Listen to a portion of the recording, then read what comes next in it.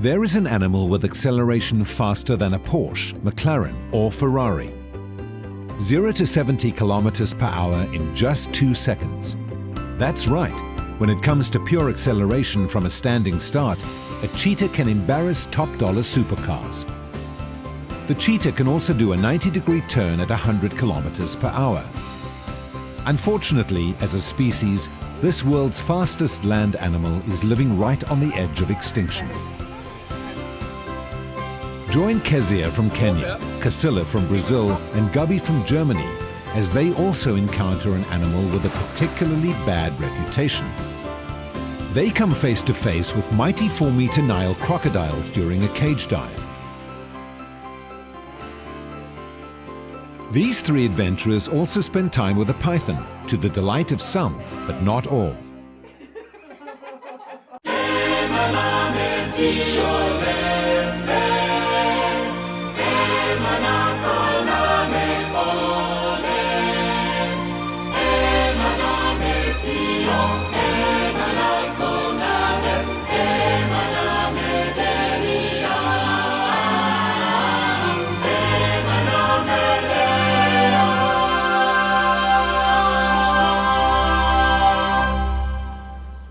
It's not every day that you get the opportunity to walk inside a crocodile's mouth. But here at Kango Wildlife Ranch, we get close enough to be able to count his teeth live. Come with me and let's experience all this and much more.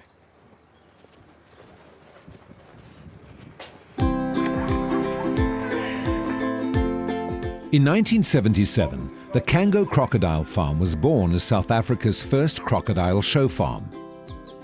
The new management felt they could do even more for conservation and decided to get actively involved with the plight of the endangered cheetah, and so Cheetah Land was also established. The Kango Wildlife Ranch is today home to more than 47 species of animals and reptiles.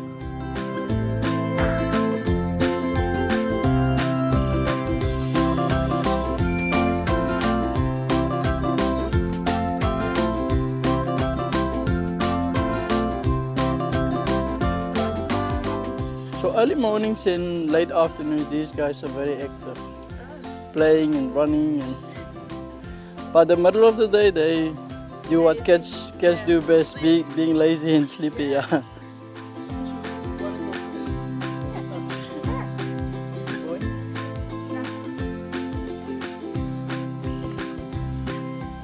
So this is one of the females. Her name is Lisha. This is the boy. His name is Luigi. And the other one's name is Lily. Hey, Lily. It's very playful, eh?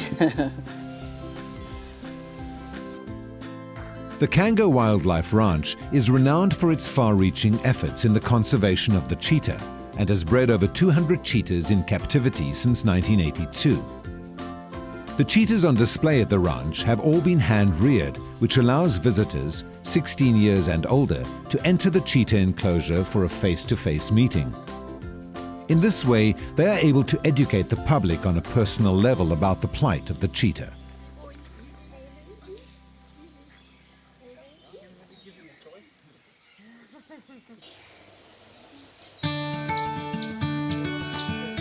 The cheetah, the world's fastest land mammal, is the most uniquely specialized member of the cat family and is able to reach speeds of 110 kilometers per hour.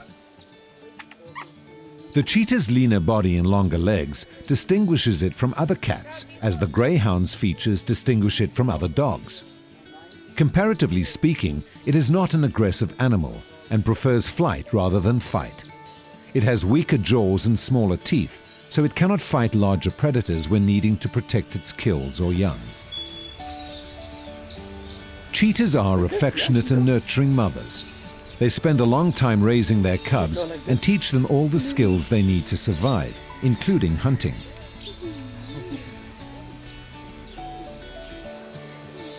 Cheetah cubs are blind and completely helpless at birth, but they develop quickly. Their eyes open and they begin to crawl around the nursery when they're just 4 to 10 days old. Preempting the threat from numerous types of predators, the mother moves her cubs to a different den every few days. She has to leave her cubs alone much of the time in order to hunt during their first 6 weeks, often traversing many kilometers in search of food. During this time, as much as 90% of cubs in the wild are lost to predators. It's what we call a night house. So we got a red piggy light in here to keep them warm at night. So, and we also got what we call a bedding here. So it's also nice and soft for them to keep them warm inside here. At 6 weeks, cubs often begin to follow the mother and start to eat meat from her kills. Mother and cubs then remain inseparable until the cubs are weaned.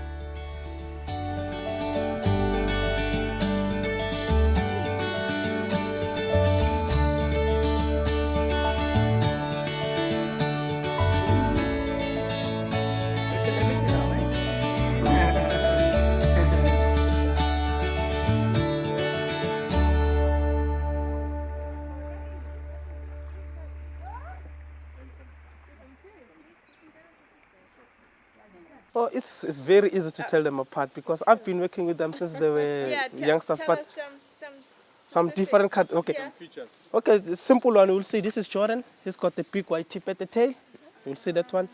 George has got a small white tip at the tail. And as we'll see as well, Jordan, his spots are more close to each other, and George's spots are far apart from each other as well. And George is slightly bigger than Jordan as well. It's very easy to tell them apart. Because we are not used to, so when we looks like very similar. Yeah. But once we work with them, they don't look the same at all. Even their behavior is as well.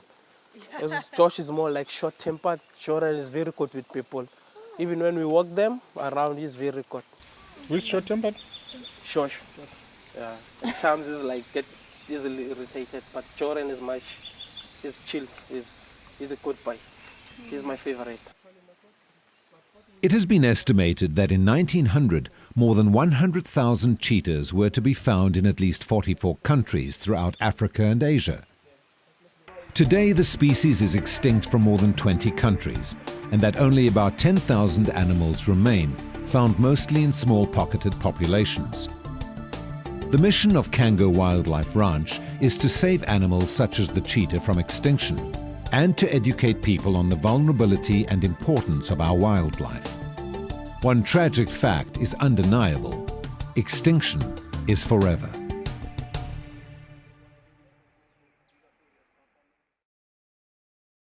The crocodile species that we have in here, this is the common African Nile crocodile.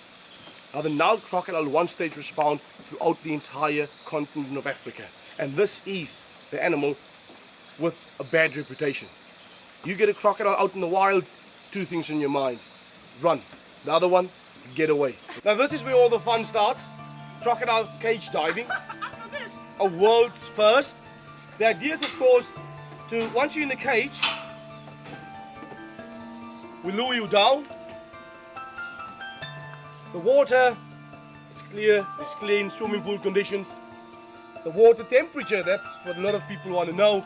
We keep them about 20, 23 degrees Celsius, and it is not that deep. So you don't need to be a qualified diver to do this. It's a simple technique. Hold your breath, go under, have a good look, and come up again. And now once in the water, if the crocs do not approach you, if they do not swim towards the cage, we operate a crane, we'll take you to them. We'll get you so close, you won't be able to count their teeth. I cannot believe I'm doing this. As our guide said, this is the animal with the bad reputation.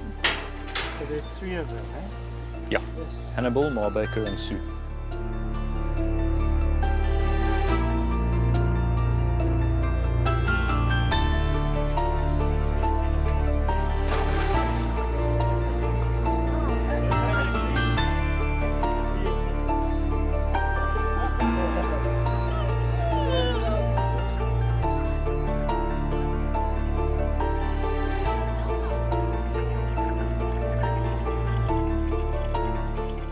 It almost seems as if they're trying to figure out how to get to us.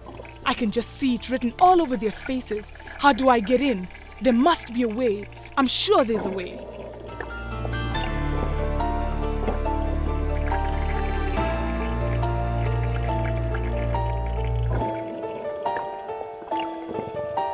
Just a few days ago, I was in a shark cage diving with the feared great white sharks.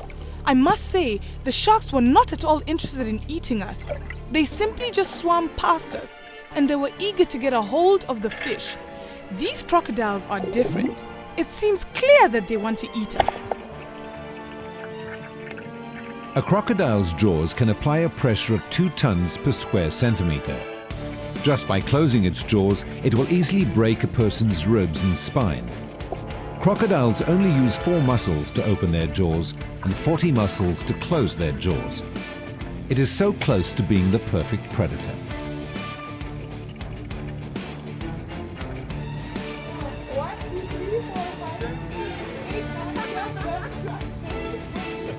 There are a million teeth in there. This animal can leap with 3/4 of its body out of the water. It then bites the prey, drags it back into the water, and does the death roll. Crocodiles can stay submerged for up to 1 hour, and drowning is therefore another method they use to kill their prey. It is difficult to tell the age of a crocodile because they replace their teeth every 2 years. In an average life, they have 45 sets of new teeth. They have 66 teeth, 36 in the upper jaw and 30 in the lower jaw. The average lifespan of a crocodile is between 90 to 100 years. They keep on growing and reproducing until the day they die. The crocodile is the reptile with the biggest brain and also the only reptile with a 4-chambered heart. In this respect, the same as humans.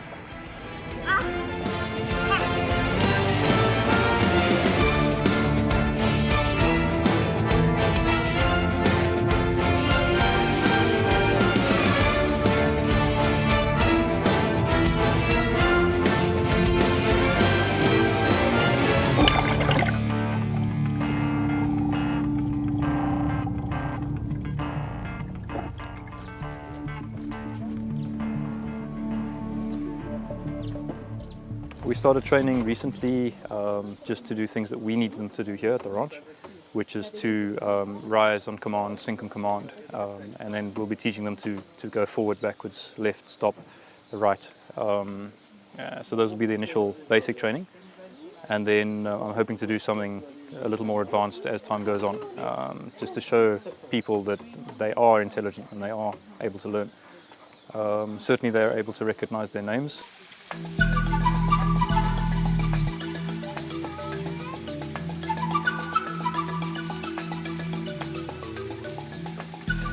We do feed them with fish, chicken, any kinds of red meat.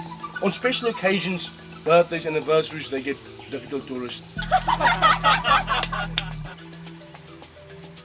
At Kango Wildlife Ranch, crocodiles are fed 2 to 3 times per week in summer, but in the winter they receive no food at all, resembling the pattern in nature.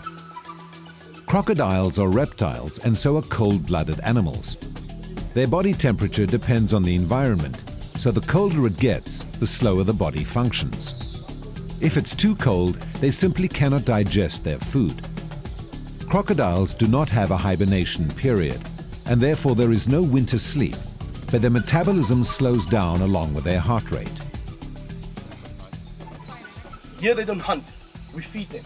But if we're going to throw the meat towards them, they'll eat, they'll sleep, no exercise at all. At least this way, they're swimming towards the jetty. Once they get here, it's some physical exercise. They're using the tail, they leap quite high out of the water, so we are stimulating the brains, we're stimulating the muscles, we're giving them some real physical exercise rather than just eating and going back to sleep. And we have 4 of them right here, all ready to jump. Here we go. Come up. Come up, up, up, up, up, up, up, up. Here we go. There's one there. Come up here, up, up, up, up, up, up, up, up, up, up. Come, come. Oh. This is our last one. So who's gonna get it? Who's gonna get the last one? Who's gonna get the last one? Come girls, come girls. Come on. Come up, up, up, up, up, up, up, up, up, up, up, up, up, up. Yes, you can do better. Higher, higher, up, up, up. Ah, there we go. Alrighty. That is a good hand there as well, so you can grab the tail if you have to, and then also to close a loop here if you have to. Okay. All right, but obviously that will be your best shot. The mating season of crocodiles takes place once per year. Internal fertilization takes place in the water. 2 weeks later, the mother digs a hole and deposits on average 45 eggs. The eggs hatch after 90 days. Shortly before hatching, baby crocodiles make noises within their eggs. These calls from the egg tell siblings it's time to hatch and tell moms it's time to uncover the nest. Once the nest is uncovered, the mother carries the babies to the safety of the water. Dá uma olhada nos olhos dele, que coisa mais magnífica.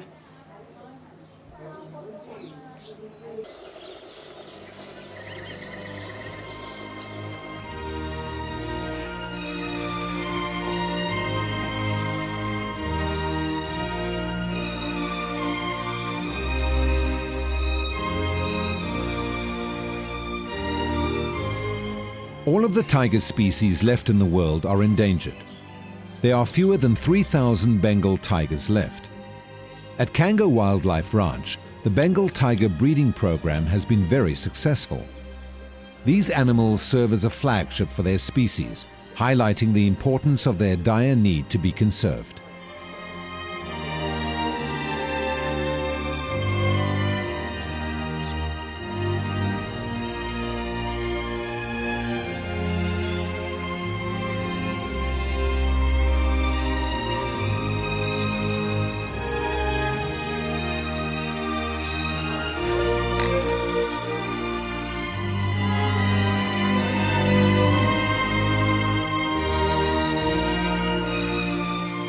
So this is Prickles. He's an African porcupine, or Cape porcupine. It's the largest rodent we have in South Africa. Here we feed him a variety of vegetables. His favorite is beetroot, so normally his beetroot he eats first, so there's no evidence of it anymore. But he's got his sweet potatoes and squash, cabbage he likes something with a slight salt content to it as well.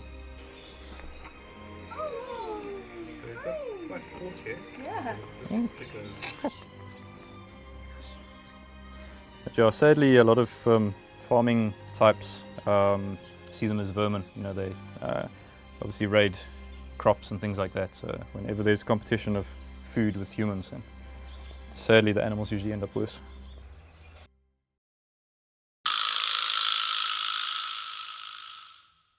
Snakes have a huge amount of myths about them. Lots of myths, lots of folk stories, lots of old wives' tales, which sadly are, to the greater point, completely untrue. There's a tiny amount of fact which is taken and blown completely out of proportion with them. Snakes are massively, massively necessary in the environment. One individual, if you look at the smaller species, so any snake that's under 2 meters in length is classed as a smaller snake, that will eat well over 3,000 rodents in its lifetime. It's been researched, and those 3,000, of course, would have reproduced and created more and more rodents and a greater population. So they're hugely, hugely useful. Very, very few spitting snakes around. None of the snakes we have here at the park are spitters. But spitting snakes, of course, again, it's purely defensive. It's in an effort to try and avoid biting us. So they would again rear up. Typically cobras, they would rear up. They would try and make a hood, make themselves as big and as obvious as they possibly could. They would spray venom at us. Typically we would, the idea is to get it in our eyes so that it would keep us busy, or keep the attacker busy rather. Of course, snakes have many natural predators, and while the animal is kept busy, the snake can make its escape, so thereby avoiding any further damage to the predator. So they really do try extremely hard to avoid biting us. Of course, your rattlesnakes, they've got their rattles, they shake. You've got many, many snakes hiss. There's a few snakes which are unable to hiss, like the egg-eating snake, for example, which has then very, very rough scales, keeled scales, and they actually rub their skin together to create a rasping, a hissing sound. So these animals really do go out their way to try and avoid any damage to us. Okay. The frequency of snake bites is extremely, extremely rare. Most bites occurring where people are trying to kill them. There's very, very few accidental bites where a snake has been trodden on and delivered a venomous bite.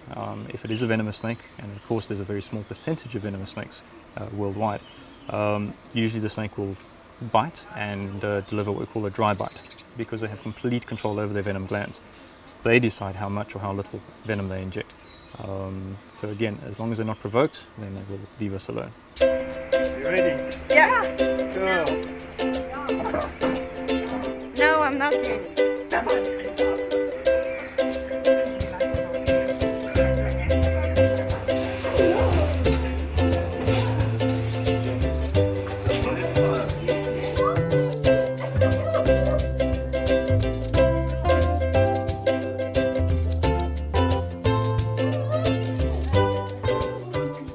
It's 100% sure that the worst experience for me was to touch a snake.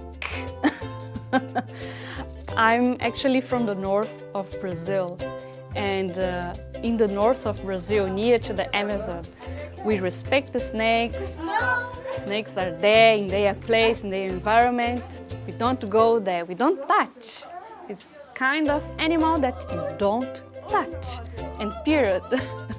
And for me, it was the worst thing. See the tongue looking at me and the tail on my body. No, for me, I can touch any animal, but not a snake. Hi, JJ. Hi, JJ. Hello. It's heavy, eh? It's very heavy. Where are you? Where did you go? Oh, you're heavy. You're like a 4-year-old child.